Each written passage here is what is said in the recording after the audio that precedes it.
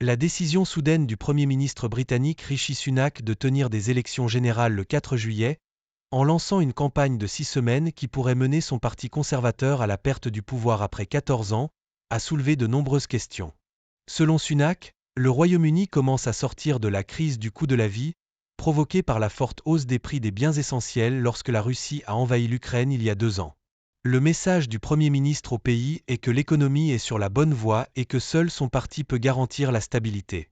De nombreux analystes s'attendaient à ce que les élections se tiennent à l'automne, peut-être en octobre ou novembre, écrit The Guardian.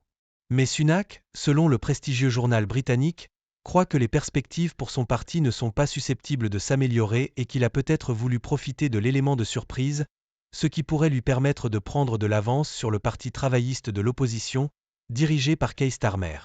The Guardian explique que Sunak a obtenu la permission du roi pour dissoudre le Parlement, un droit détenu officiellement par le monarque britannique, bien que ce soit en fait une décision du Premier ministre.